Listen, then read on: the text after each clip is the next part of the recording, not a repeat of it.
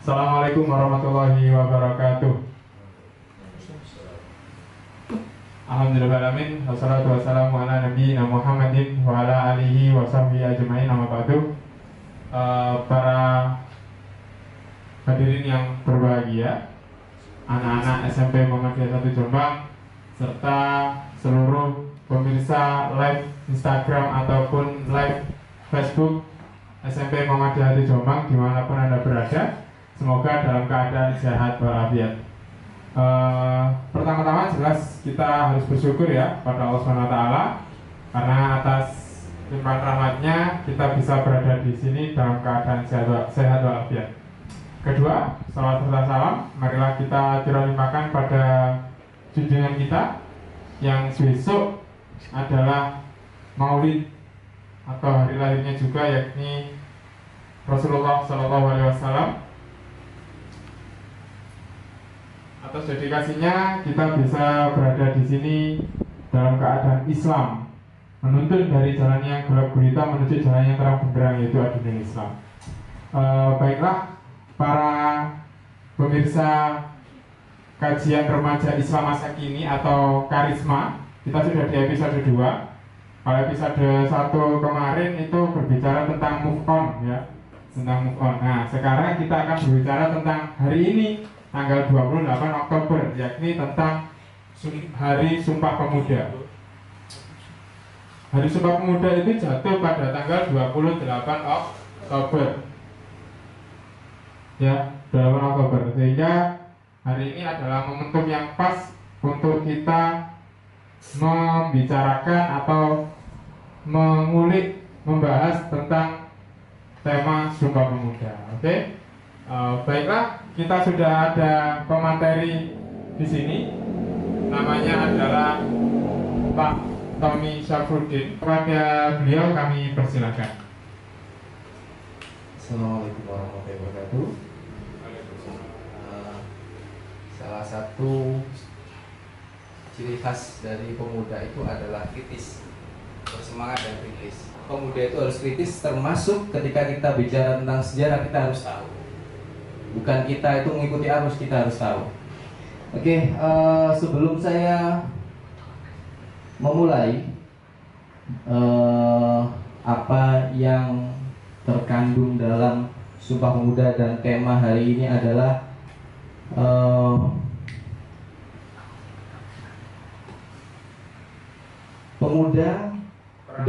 peran pemuda dalam mewujudkan Indonesia hebat.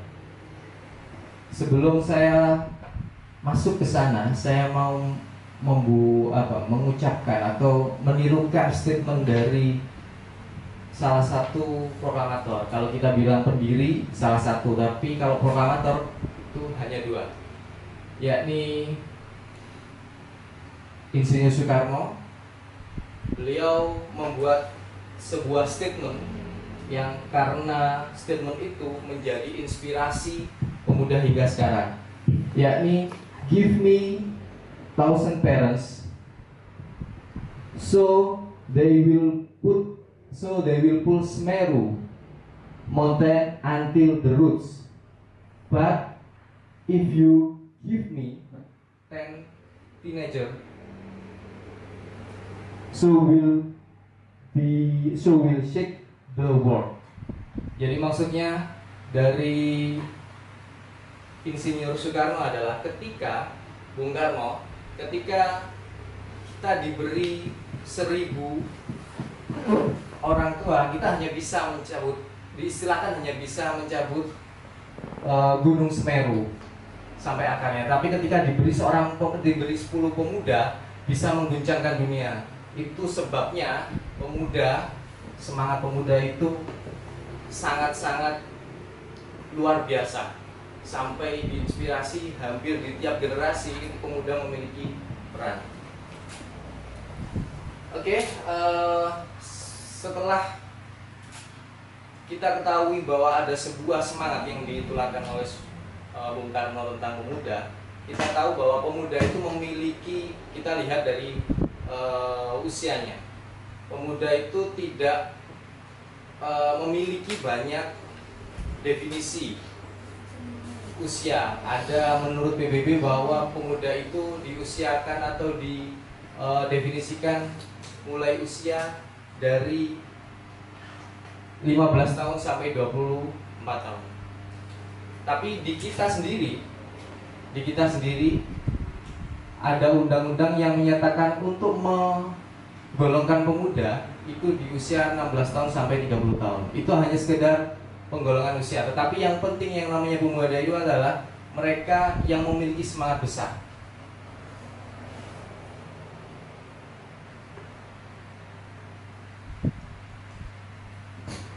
Ada sebuah kisah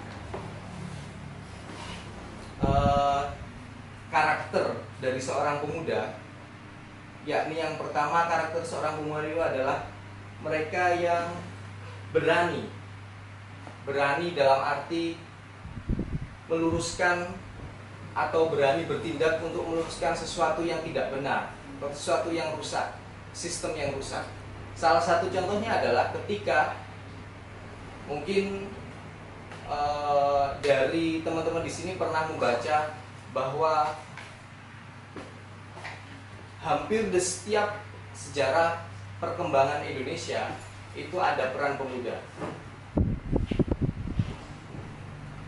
Karena karakternya tadi itu adalah berani merombak sebuah sistem, yakni era 1998 itu salah satu sejarah dari peran pemuda dalam mengubah sistem yang rusak, yakni dengan menurunkan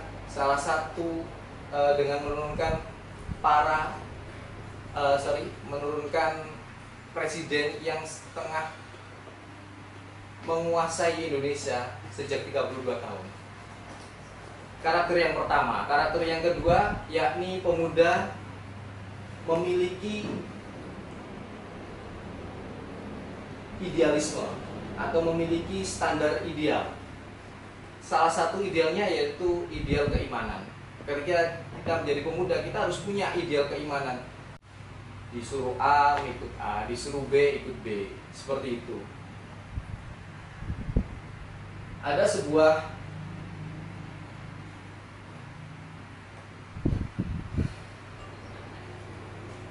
kisah, yakni saya akan membacakan sebuah kisah.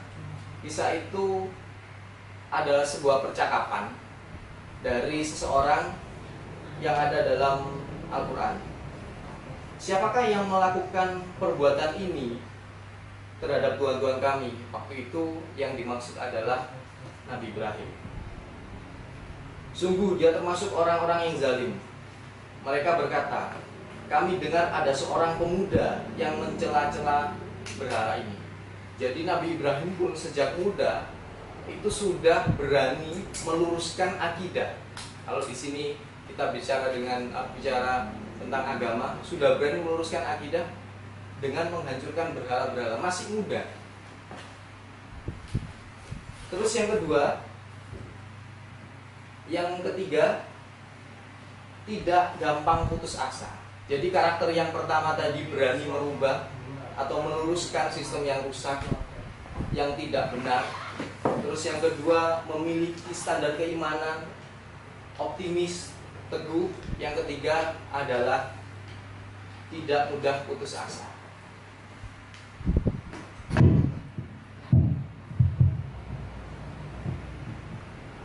Tidak mudah putus asa, kita sering atau bermacam-macam kisah tentang pemuda untuk mendapatkan cita-citanya. Salah satu kisah yang saya yakin di sini semua juga tahu, adik-adik semua dari IPM, yakni kisah Laskar Pelangi. Dari kecil kemudian dia itu memiliki semangat yang besar menjadi pemuda, akhirnya dia bisa menggapai cita-citanya sampai kuliah di luar negeri, yaitu Andrea Hirata. Itu bentuk dari semangat mudanya yang dipupuk sampai bisa mencapai cita-citanya. Salah satu kisah yang lain yang juga kita pasti tahu dan kita sering menggunakan hasil dari jerih payahnya, itu adalah Mark Zuckerberg. Itu seorang pemuda. Kalau kita tahu usianya sekarang 36 tahun. Padahal Facebook yang ditemukan oleh dia di jaring sosial itu ada sejak sekitar 10 bahkan 15 tahun yang lalu. Kalau kita lihat dari ukuran itu 10 sampai 15 tahun yang lalu, usia berapa Mark Zuckerberg waktu itu? Sampai mendapatkan inspirasi untuk membuat wadah jejaring yang namanya Facebook. Itu juga karena dia memiliki sifat yang tidak putus asa, memiliki inisiatif, memiliki semangat untuk membuat sesuatu yang baru. Itu salah satu contoh dari tokoh pemuda.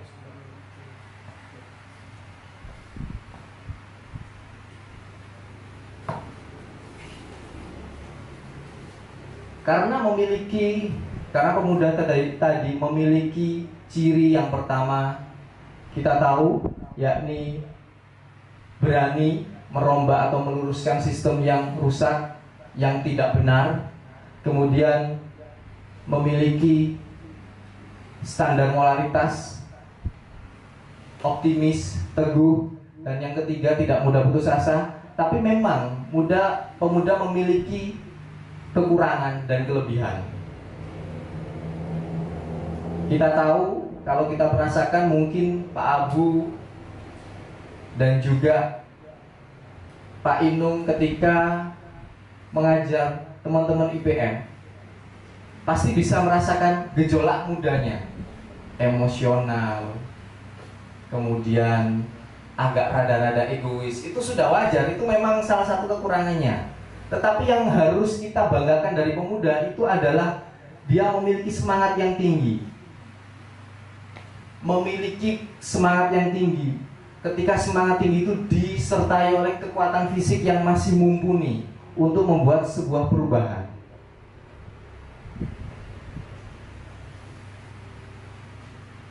Dan ada sebuah istilah, masa muda itu sering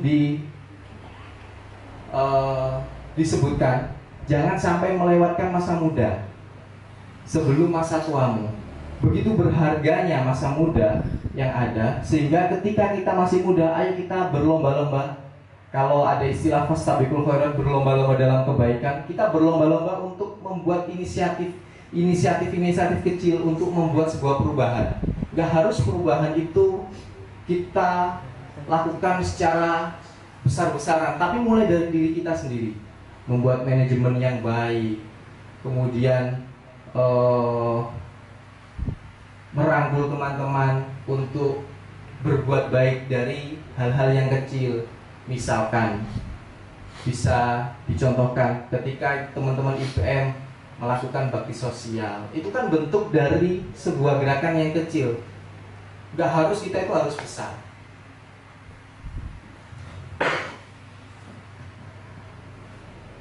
Kemudian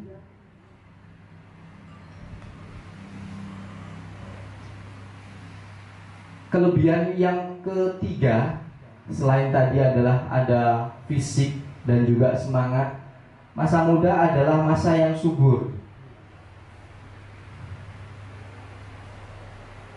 Yakni maksudnya adalah ketika kita menjadi seorang pemuda, kita memiliki itu tadi, idealisme atau prinsip yang harus dipegang. Ada sebuah, kalau memang mungkin teman-teman belum sempat baca ya, ketika nanti sudah bertambah usia pasti akan pernah mendengar yang namanya Tan Malaka. Beliau seorang pemuda yang juga segenerasi dengan Bung Karno, Bung Hatta, dan juga Sultan Syahrir. Beliau memiliki sebuah quote, yakni idealisme adalah kemewahan terakhir yang hanya dimiliki oleh seorang pemuda. Jadi ketika kita memiliki sebuah prinsip itu harus dipegang. Maksudnya seperti itu.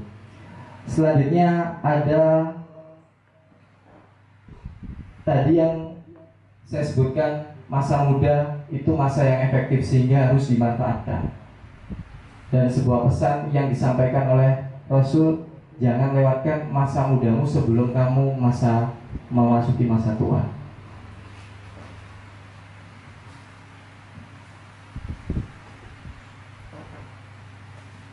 Di sisi lain, karena memiliki kekurangan dan kelebihan itu tadi, pemuda memiliki efek yang besar. Kalau kita sering mendengarnya, yakni menjadi agen of change, agen perubahan. Dari sejarah, semua, apalagi sejarah kita di Indonesia, itu tidak lepas dari peran pemuda.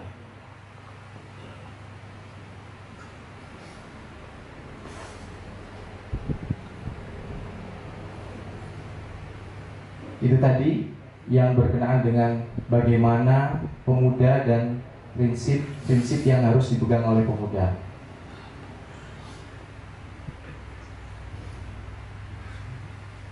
Oke. Selanjutnya langsung di terima kasih. Pertanyaan? Iya, bentar nih Pak Tommy. Ada beberapa poin yang saya tangkap tadi ya. Yang pertama, benar kata Pak Tommy bahwasanya Rasulullah sendiri ketika mendapatkan gelar kenabian itu pada umur 40 tahun. Nah, di situ itu kalau menurut data WHO tadi 40 tahun itu juga masih termasuk pemuda kan gitu ya? Ya, betul sekali. Betul sekali.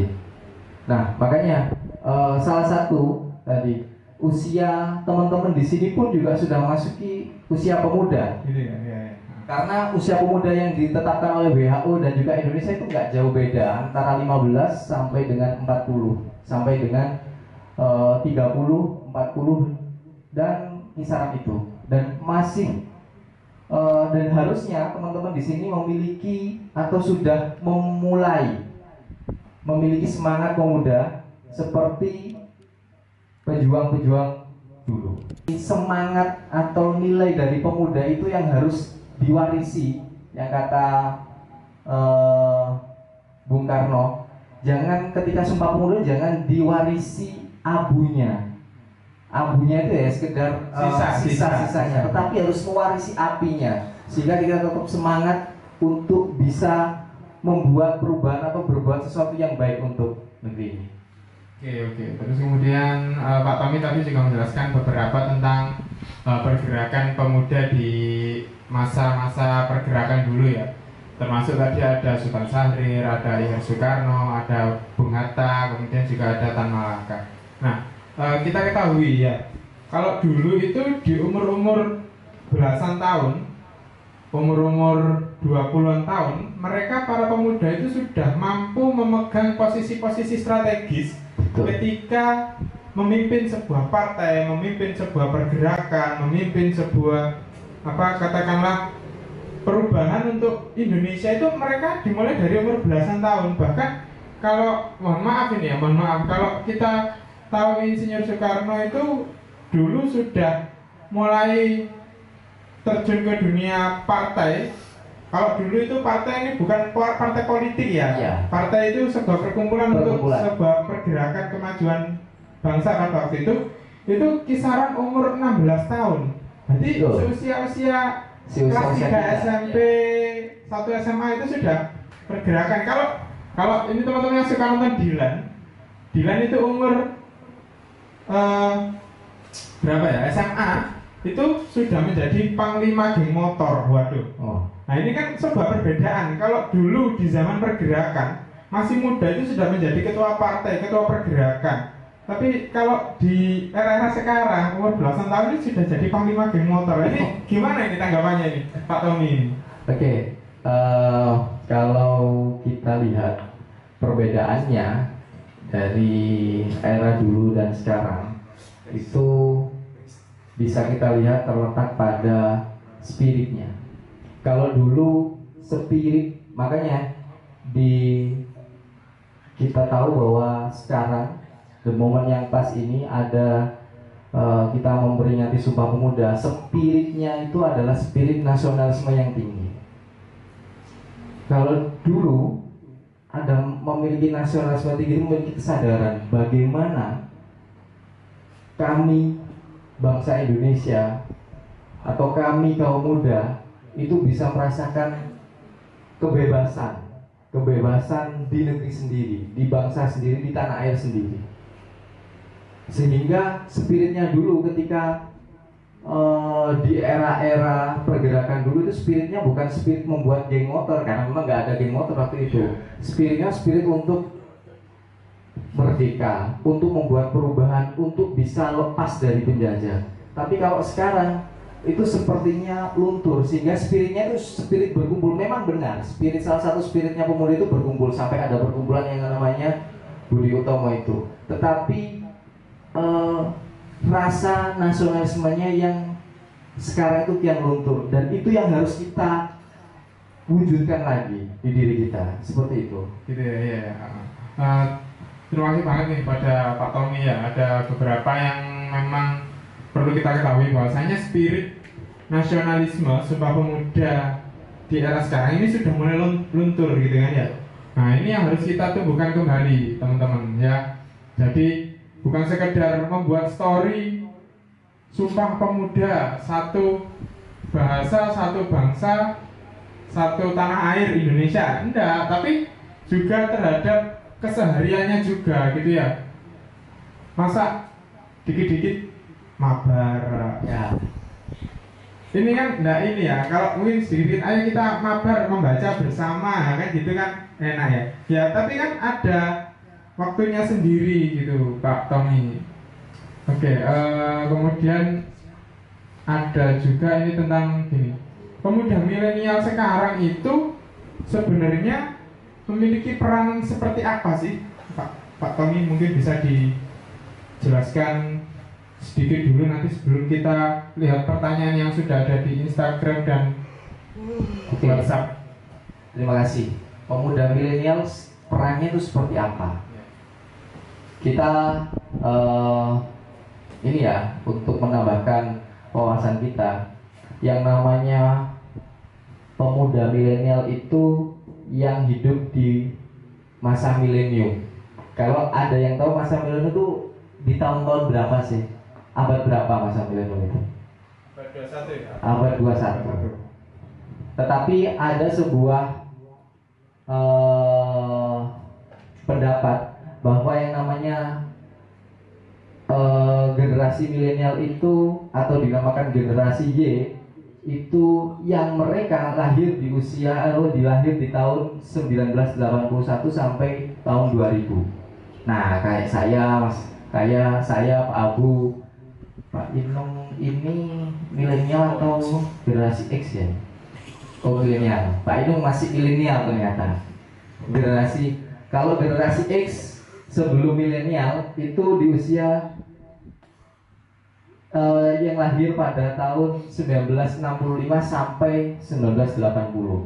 Nah kami Pak Abu, Pak Inung itu di generasi milenial 1980 sampai 2000.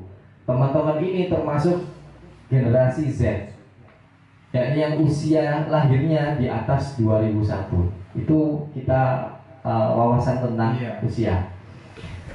Terus apa yang harus dilakukan pada perang generasi milenial?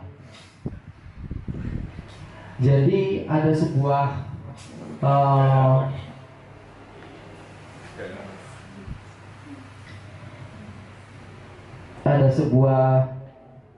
buku yang itu dikeluarkan oleh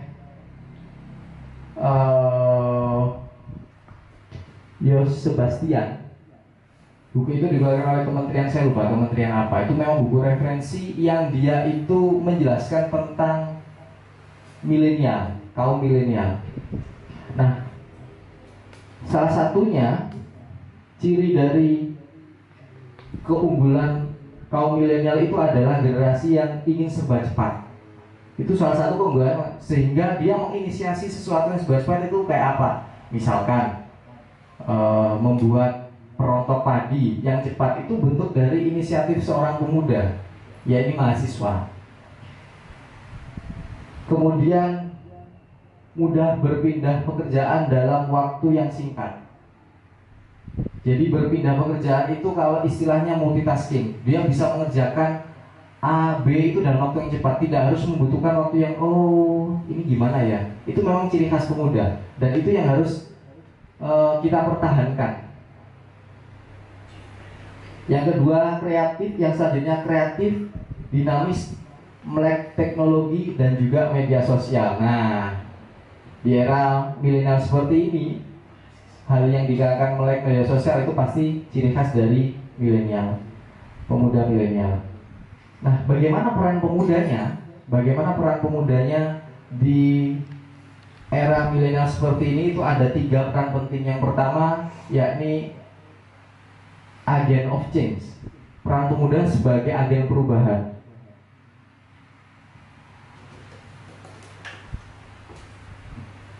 Salah satu hal yang patut kita banggakan, begitu banyak pemuda dari bangsa ini yang memiliki atau yang telah membuat perubahan-perubahan besar. Terus yang kedua, menjadi promotor bangsa.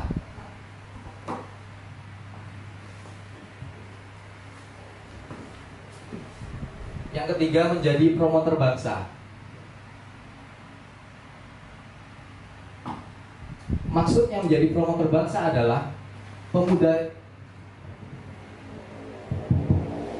itu sendiri itu menjadi penyebar berita tentang kualitas Indonesia, baik itu kualitas sumber daya alamnya, kualitas inovasinya. Jadi bangga dengan Indonesia. Indonesia punya yang namanya rempah-rempah. Jadi minuman herbal yang bermacam-macam. Indonesia memiliki suku bangsa yang banyak. Meskipun memiliki suku bangsa yang banyak, Indonesia masih bisa bersatu dalam satu bahasa, dalam satu tumpah darah, yakni Indonesia. Itu harus kita sampaikan. Agen perubahan, menjadi inovator, terus yang kedua menjadi promotor bangsa. Sehingga ketika kita bisa melakukan itu, Indonesia menjadi negara yang kuat, menjadi negara yang berkualitas. Kalau kita kuat itu masih tapi berkualitas. Berkualitas dari segi nasionalismenya tinggi karena dia menjadi promotor bangsa, menjadi inovator sehingga dia tidak hanya menjadi konsumen tapi juga menjadi produsen dan juga menjadi agen of change, mengubah sistem-sistem yang ada. Salah satu bentuk dari agen of change yang sudah dilakukan yakni adalah ketika ada beberapa pemuda yang masuk menjadi bagian dari pemerintahan, jajaran kabinet. Mereka masuk untuk menginspirasikan, oh seperti ini loh sistem yang benar. Seperti itu. Jadi peran pemuda itu harus menjadi agen of change, kemudian inovator dan juga promotor bangsa. Oke, terima kasih Pak Tommy. Yang pertama tentang agen perubahan, kemudian ada inovator, kemudian juga ada promotor. Jadi benar-benar seorang pemuda itu menjadi ini, katakanlah itu sebagai, kalau bahasa Jawanya itu cedik geni gitu ya. Ya. Cedik geni. Jadi yang mengawali dulu itu kalau bisa itu pemudanya, sehingga dimulai dari apapun itu, pemuda itu harus bisa menjadi sebuah atau membuat perubahan yang lebih baik gitu ya. Terus kalau kita lihat memang dari ini dari sistem informasi yang birokrasi yang dulu sangat ribet kemudian dipermudah, itu kan juga dari pemuda-pemuda yang ini ya, yang memulainya. Betul. Oke, terakhir Pak Tommy, pesan buat pemuda masa kini, terutama untuk pelajar di SMP Muhammadiyah 1 Jombang. Sekalian menutup, silakan. Yang pesan saya ingin menyampaikan dua pesan dan juga pesan yang pertama, jaga semangat kalian, semangat muda kalian. Jangan sampai kalian itu melewatkan masa muda. Jadi memang benar masa muda itu harus dijaga, manfaatkan dengan baik. Bayangkan kalau kita sudah melewati masa muda itu, kita tidak bisa memberikan efek yang begitu besar. Tapi kalau masih muda itu efeknya besar. Yang pertama, jangan lewatkan masa muda. Kemudian quote-nya, saya ingin membacakan quote, ada 2 quote, yakni quote dari Insinyur Soekarno. Kita jangan mewarisi, tadi yang sudah saya sampaikan, kita jangan mewarisi abunya Sumpah Pemuda, tapi kita harus mewarisi apinya Sumpah Pemuda, semangatnya Sumpah Pemuda. Karena pemuda adalah aset terpenting dalam sebuah negara, bangsa, dan agama. Karena pemuda bukan hanya sekedar harapan generasi, akan tapi juga bibit-bibit yang akan meneruskan peradaban hingga datangnya akhir zaman.